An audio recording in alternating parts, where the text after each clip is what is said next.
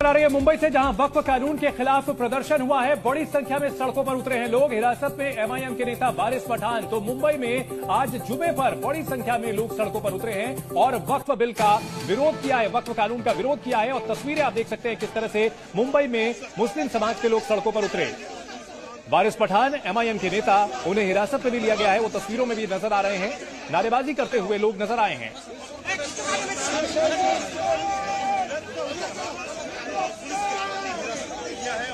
मुस्लिम personal law board समेत तमाम मुस्लिम संगठनों ने आज विरोध प्रदर्शन का ऐलान किया हुआ था। और मुंबई में ऐसे ही एक विरोध प्रदर्शन में एमआईएम के नेता वारिस पठान शामिल थे।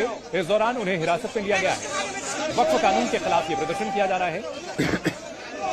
कई मुस्लिम संगठनों ने विरोध प्रदर्शन का ऐलान किया हुआ है और आज जुमे की नमाज के बाद लोगों ने विरोध प्रदर्शन किया है। मुंबई में all India Muslim Ittehadul Muslimeen के नेता वारिस पठान, उन्हें इस दौरान हिरासत में लिया गया।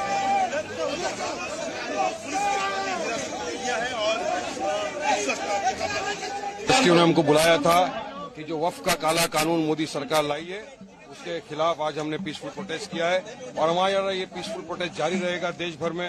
मैटर सुप्रीम कोर्ट में पेंडिंग है, 16 को सुनवाई होने वाली है, लेकिन हमको संविधान ने अधिकार दिया है कि हम कानून अगर नहीं मानते, काला कानून है, ये मुसलमानों के राइट टू प्रैक्टिस रिलीजन में इंटरफेरेंस है या संवैधानिक है, संविधान का। अस्सलामु अलैकुम वरहमतुल्लाहि वबरकातुहू।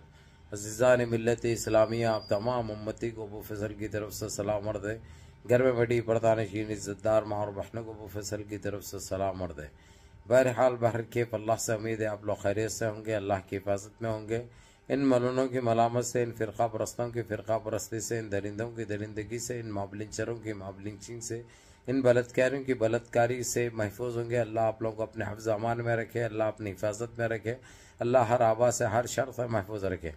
बहरहाल बहर केफ मेरे अजीज़ दोस्तों, मेरे भाइयों, देश के हालात से भी आप लोग वाकिफ़ है और देश के बाहर के हालात से भी आप लोग बजा वाकिफ़ है। लेकिन देश के बाहर की इतनी खबरें रहने के बावजूद भी हमारा वतन अजीज़, हमारा देश हमारे लिए बहुत अफजल है। जिस तरीके से हमारे साथ अनदेखी की गई इन 12 साढ़े 12 सालों से आप लोग वाकिफ़ है, अच्छी तरह जानते हैं आप लोग। लेकिन अब तो इंतहा कर दिए, ये लोग इंतहा कर दिए कि हमारे वक्फ प्रॉपर्टीज में जो हमारे मसाजिद आते हैं, हमारी दरगाहें आती, हमारे इबादत गाहें सारे आते हैं, हमारे दीनी मदारस आते, हमारे यतीम खाने आते, हर चीज़ आती, लेकिन ये कमबख्त साले इस दीमकी कीड़ों ने जो गंदगी फैलाने की कोशिश की, उसके मद्देनज़र सारे देश के अंदर जो एहतजाज किया जा रहा है, जो प्रोटेस्ट निकाला जा रहा है, उससे ये लोग दिल बर्दाश्ता हो चुके हैं और इतना खौफ में आ चुके हैं, इतना डर हो चुका है इनको कि देखो मेरे अजीज दोस्तों, मेरे भाइयों, ये होना चाहिए एकता, ये होनी चाहिए एकता, ये होनी चाहिए ताकत।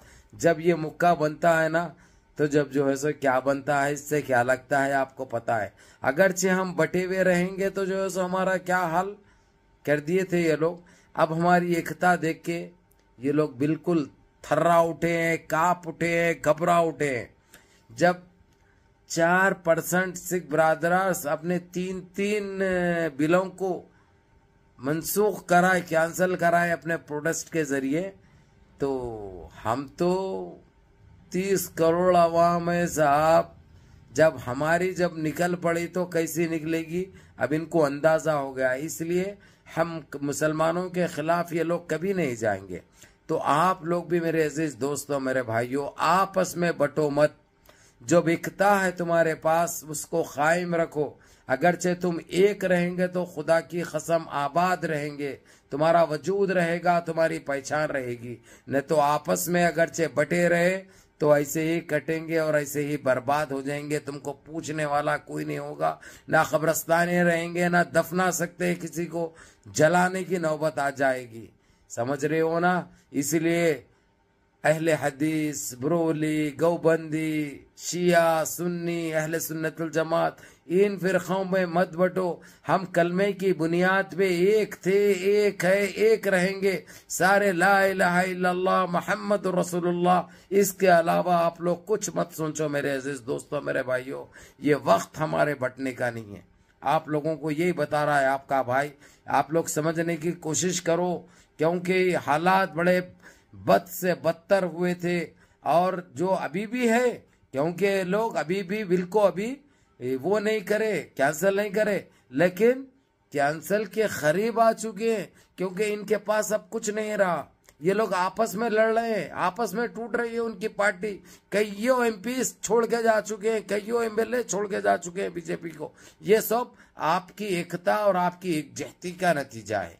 तो इसीलिए आज ये लोग घबरा चुके हैं। आप लोग एक रहो, अभी देखिए बॉम्बे के अंदर, सारे महाराष्ट्र में ऐसा तूफान उमड़ पड़ा, सरों का समंदर जो देखने से ताल्लुक रखता, जिसमें वारिस पठान को गिरफ्तार भी किया गया। वारिस पठान को गिरफ्तार करके ले जाया गया। कहाँ रखेंगे, कितनों को गिरफ्तार करेंगे, कहाँ तक आएगी गिरफ्तारी है, आप लोग अच्छी तरह जानते हैं।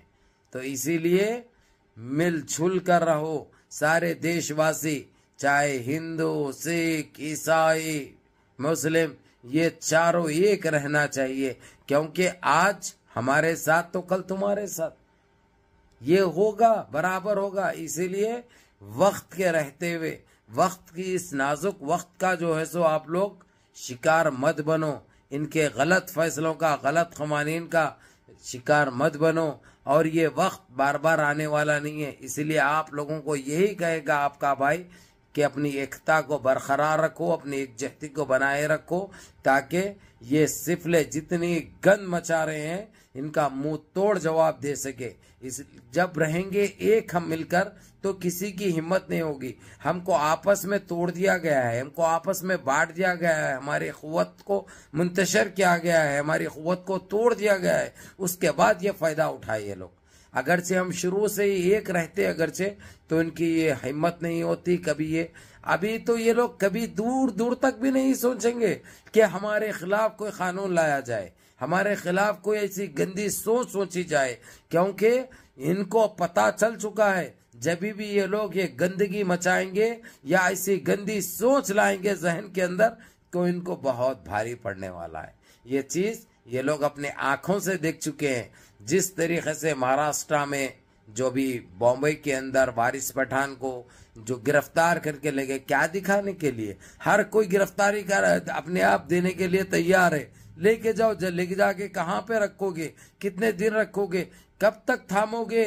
नहीं थाम सकते। अभी मुस्लिम पर्सनल बोर्ड ने क्या दिया है, क्या बोल दिए कि सर पे कफन बांध कर तैयार हो जाओ, क्योंकि अब तुमको कोई चीज बचा नहीं सकती। सिर्फ तुम्हारी एकता, सिर्फ तुम्हारी हिम्मत, सिर्फ तुम्हारी दिलेरी, सिर्फ तुम्हारी ये चीज से तुम्हारे कब्रस्तान भी सेफ रहेंगे, तुम्हारे मसाजिद भी सेफ रहेंगे, तुम्हारी दरगाहें भी सेफ रहेगी और तुम्हारी तमाम इबादत गाहें सेफ रहेंगे, क्योंकि ये अल्लाह का घर है, अल्लाह के प्रॉपर्टी से ये, क्योंकि जिसने भी वक्फ कर दिया अल्लाह के नाम पे करते हैं, लेकिन इनको ये देखा नहीं जा रहा था। इसलिए ये लोग ये हाथ डाल के ये कानून बना के ये बिल लेके आके जो कोशिश करे थे, आज इनको पछताना पड़ रहा है। इसलिए ये आपकी एकता को सलाम है वो फसल का।